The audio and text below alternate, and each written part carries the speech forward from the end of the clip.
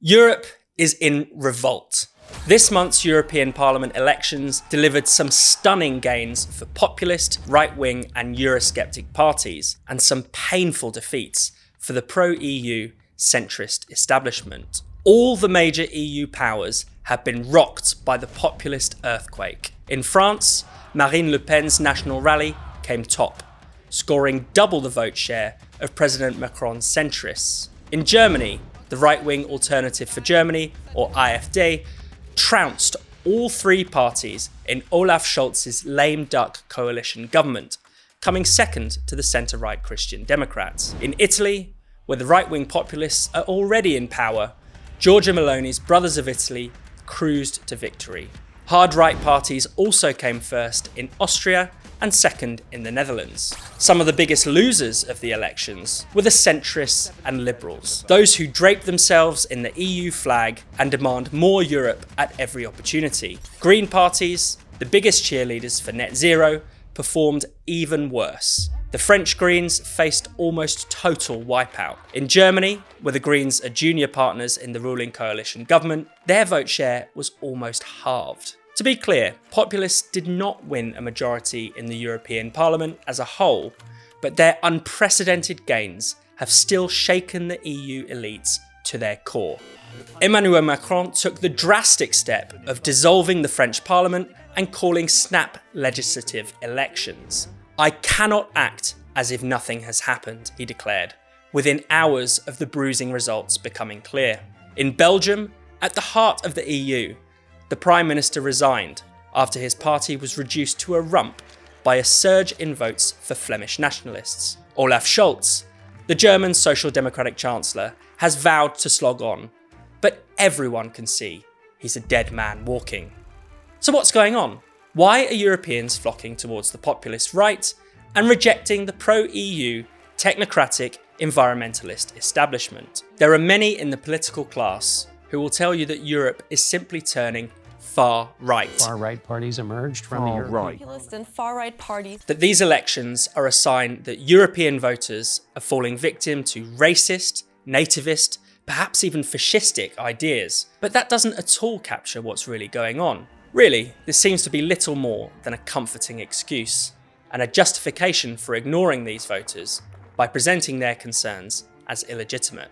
It is undoubtedly true that some of Europe's populist parties have far-right pasts, some more distant than others. National Rally, formerly the National Front, was founded by Marine Le Pen's father, Jean-Marie Le Pen, an anti-Semite and Holocaust denier. Meloni's Brothers of Italy has its roots in the Italian social movement, which was founded by admirers of Benito Mussolini, but later distanced itself from fascism. The Italian social movement was succeeded in the 1990s by the National Alliance, a national conservative, explicitly post-fascist party. Then, following another party split, some 20 years later, Meloni launched Brothers of Italy with a group of breakaway National Alliance members. Even the parties with shorter histories have some unpleasant characters. The AfD, founded in 2013, has some prominent members who seem preoccupied with relitigating Germany's fascist past. Maximilian Krah, the AfD's original lead candidate in the European elections, recently caused uproar when he said that not everyone in the SS, the Nazi party's elite fighting unit, was a war criminal. Alexander Gauland, a former co-leader of the party, once dismissed the Third Reich as a speck of bird shit on an otherwise spotless 1,000 years of German history, which is one way to put it. But to suggest that it's the more extreme and reactionary elements of these parties that are winning over voters is to sell voters short, and it ignores the broader context in which these parties have become electorally viable. In fact, one reason why these parties have been able to gain ground is that they've been forced to moderate.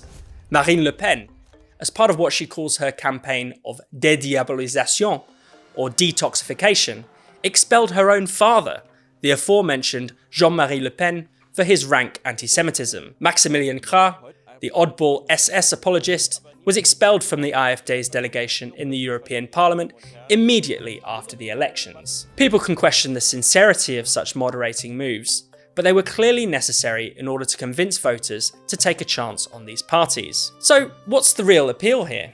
Europe's populists have emerged from different political traditions. They disagree with one another over the war in Ukraine, on questions of tax and public spending, on welfare, abortion, and other social policies.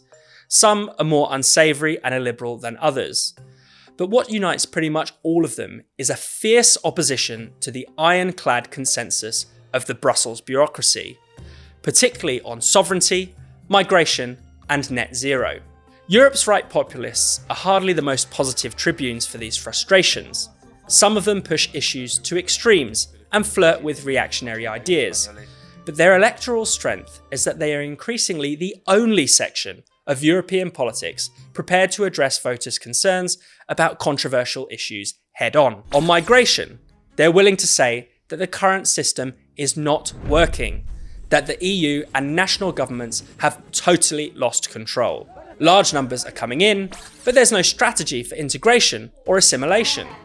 There are no plans to build the necessary infrastructure, leading to pressure on housing and public services. On green issues, they're also willing to listen to the roar of discontent on Europe's streets, as farmers, truckers, and yellow vests have revolted in recent years against green extremism. The EU's Green Deal, which locks every member state into reaching net zero carbon emissions by 2050, has come close to destroying European agriculture, leading farmers to park up their tractors in national capitals and bring life to a standstill. The wilier populists have sought to follow the trail blazed by protesting farmers, truckers, and motorists. In fact, ordinary Europeans in general are beginning to realise that net zero threatens everyone's living standards.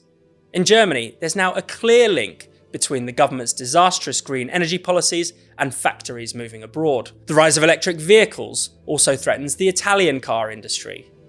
All across the EU, net zero policies are choking off growth and making people poorer. The continent is ripe for rebellion. The green debacle ties into another much longer running concern, that national democracy is being sidelined in favour of top-down rule by the EU. Farmers can have their businesses destroyed overnight. Drivers are told to replace their petrol cars.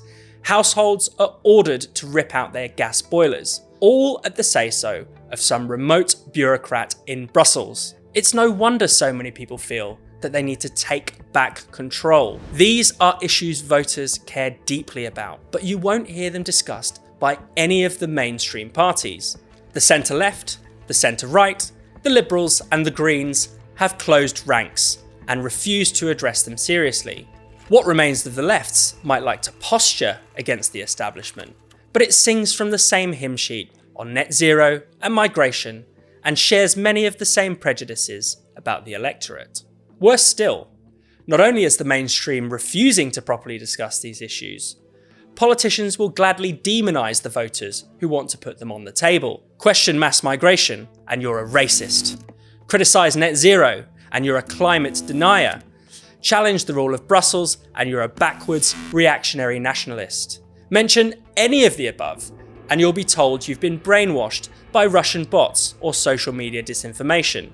Indeed, ahead of these EU elections, the Brussels censorship machine, armed with its new Digital Services Act, went into overdrive to try to suppress populist sentiments on social media. But these attempts to dismiss, demonise and demoralise Europe's restive electorates are simply not working. In fact, turnout was higher this year than in the last European elections in 2019.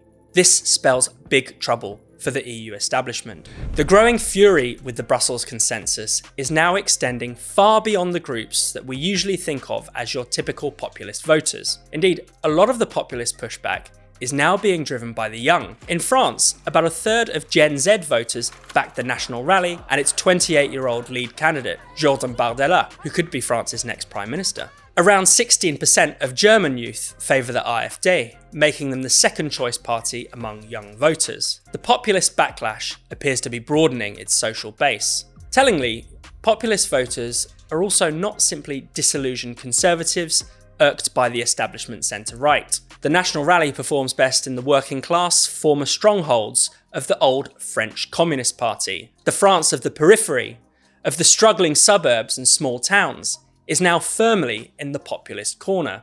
In Germany, the AfD is dominant in the left-behind East.